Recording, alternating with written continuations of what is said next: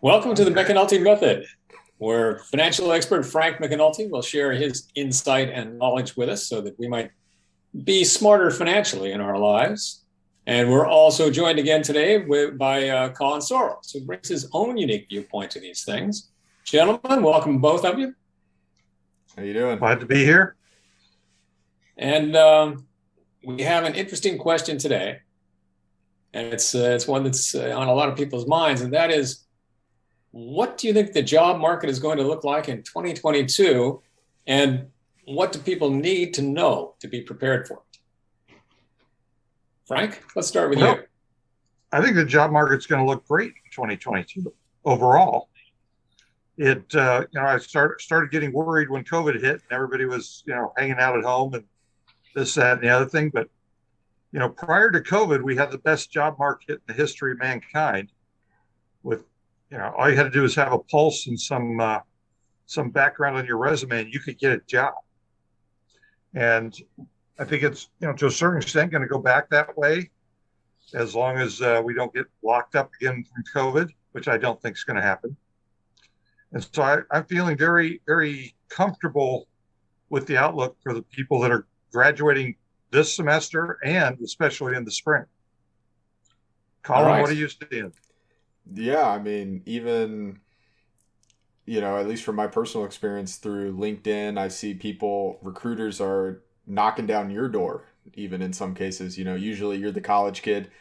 What's the story you always hear? I sent out 200 resumes and I maybe got 10 responses, 3 interviews, that whole deal. But I mean, I think we're noticing, not just with the COVID thing, but with everybody kind of leaving their job has created this demand. So I think if you are graduating soon, you're in a good position. All right. Well, what are some things that people can do to put themselves in an even better position? Like, Colin, what are you doing? Well, for at least I'll speak for finance, since that's what we talk about. Excel is always the big one, right? And that's sort of the standard now. You have to know Excel inside and out because any job you're doing, whether it's financial analysis, whether you're doing anything with loans, anything requires Excel. I think if you're trying to look to get ahead of the curve, you're sort of catching the back end of it, but coding, right? Just some kind of coding language. If you learn Python, that's the pretty generic one that if you learn, that's pretty applicable everywhere. People will accept that. That's becoming sort of transitioning into the new standard in finance. Those are skills. I think we talked about, a little bit off camera, the skills versus titles, right? It's becoming more, what can you do for me than what positions have you had? I don't know, Frank, can you think of other, I guess, if we stick with skills that you need for a finance career? Well, yeah, fortunately or unfortunately, the problem has been it's been a little bit of grade inflation, let's say, in some of the colleges and schools. And so, yeah, employers really want to know that you can do what you should be able to do with your degree. And so I know people that have their own accounting firms, and before they hire somebody now, they give them an accounting test. Say, okay, do you really know accounting?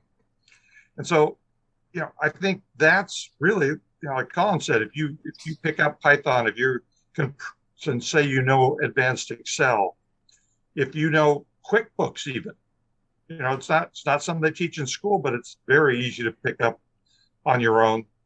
All of a sudden, you have a skill that somebody else doesn't have. And so it differentiates you from the rest of the herd and say, we're not going to have to spend as much time training this person. So you'll immediately go up to the top of the pile of who they want to hire.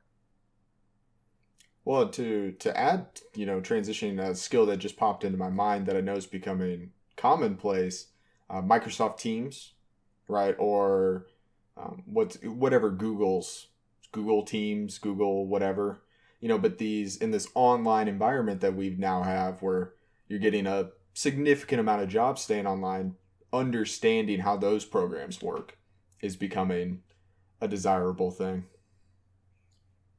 I've heard that remote work is here to stay, and that the fact that there will be so many people working remotely is it could impact the sort of the interview and hiring process. You guys have any feelings on that? Well, we're all going to have to learn to look more in the camera. I know I have a problem because my camera is above where everybody's picture is, so I'm always looking down at the people, and so people say, "Well, you're not looking at." Well, your picture's in the wrong place. I think there's actually a business there to build a camera right in the middle of the screen, so that you're looking at it. But no, I think that really is that is a new skill. I can pay attention during a Zoom call. I know how to do this. I know how to set it up.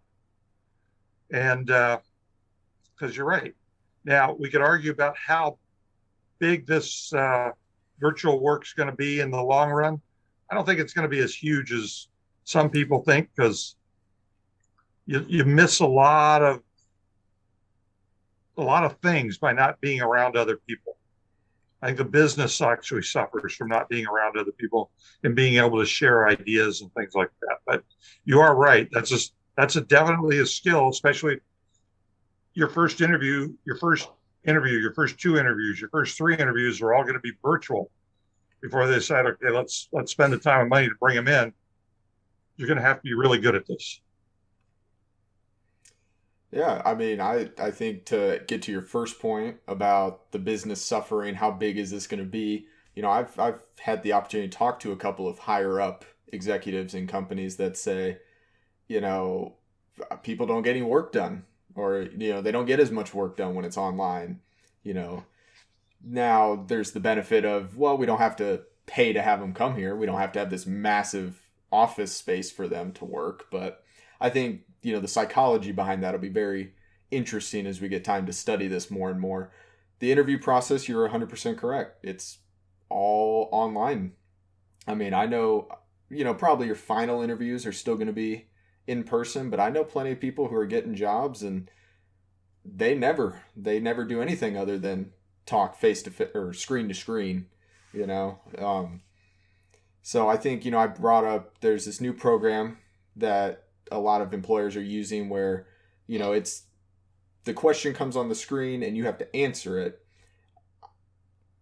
I think that might help a lot of kids my age. And they don't do well when it's, person to person. But if you let them sit there and, I just have to answer the question, it's a little better for them.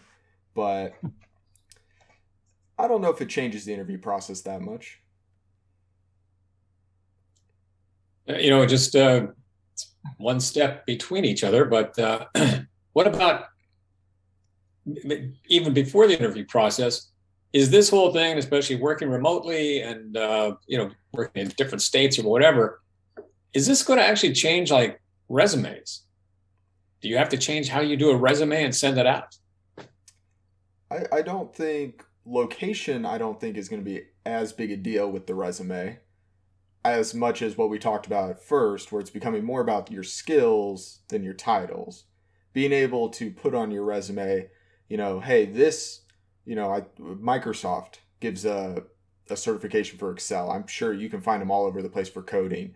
This certification, your college gives one.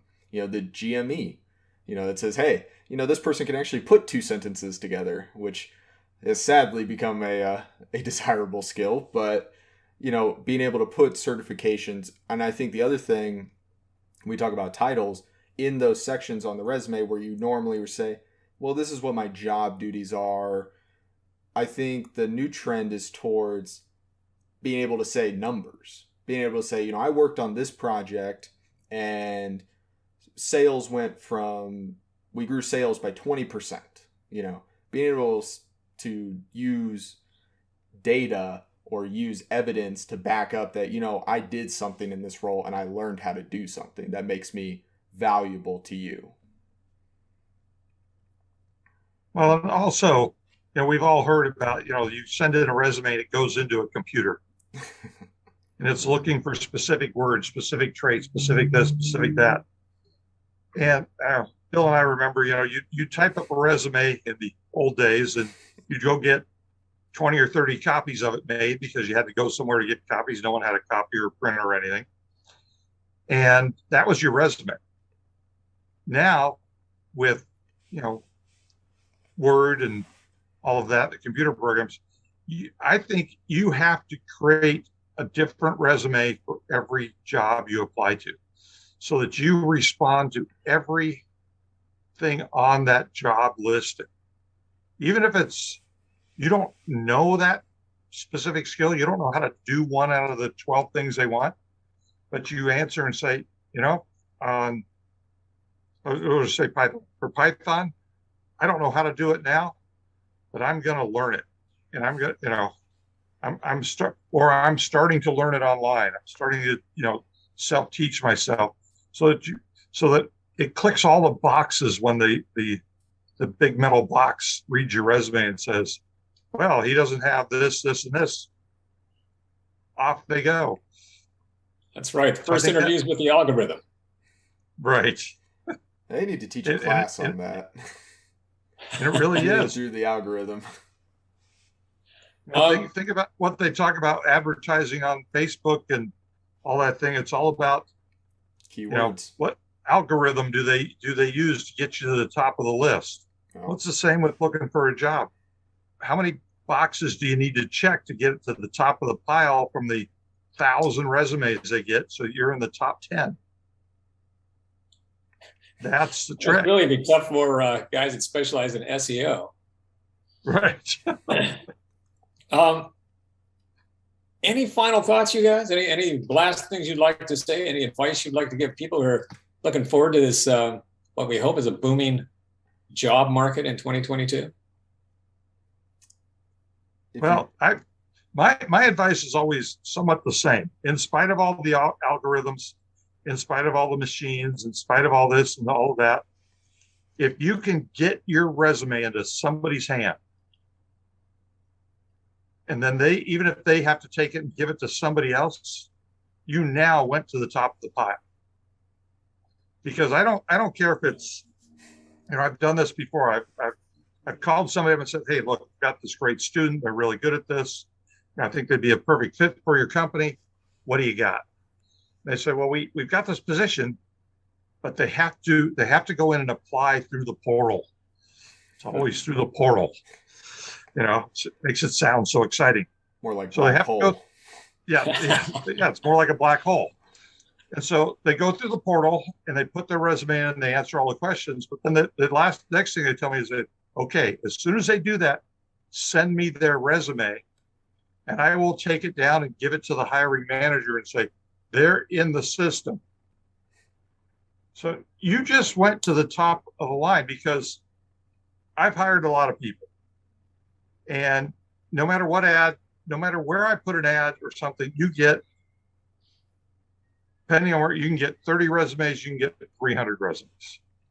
And it's like, oh, geez, how am I going to find out which is the best person? But, you know, if even if Colin brings me somebody, you know, if another student says, hey, I really like this person, they're great, I'm going to look at that resume first before any of the other resumes I've gotten because somebody said they're good. And I didn't mean that in a bad way, Colin. Colin. I'm taking it as a compliment. My word is valuable, apparently. As a college, sure. Because people don't recommend people unless they think they can do the job. Because it's going to look bad on them. No, that's 100% correct. That's if you're a college student, get to know your teachers, get to know the sponsors running your clubs. They're the people get to know the people who come into the meetings. You know, those are the kind of people that can help you get a job. You know, to go to the online thing, my experience, it drives me insane when students don't have LinkedIn pages and they're about to graduate. You know, it's social media specifically designed to help people connect, network, get jobs. You know, especially when we're talking about this online environment. You know, that's where people reach out to you. That's where you get job listings. And, you know, the top of the list is get to know somebody who can get your resume in the hands of somebody. If you can't do that, you know, get your resume through LinkedIn because they're going to look at that before they look at Indeed or any of these other free websites where it really is a black hole of resumes. Well, and you bring up another, I've also brought up to people, talk to everybody you know. Talk to your parents, talk to your parents' friends, talk to your neighbors. You don't know. I bet I could go to any person and say, okay, what is everybody on your block? What do they do for a living? Nobody knows. But it's like, okay. I remember having a student, I go, well, where do you want to work or what type of company? He told me, he said, where's your dad work? He goes, well, he's a forklift operator at, it was a big aerospace company. I go, how long's he been? He goes, 30 years. I said, does his boss like him? I assume so. I said, then you ask your dad to take your resume, give it to his boss, and ask him to send it to another part of the company where you want to work.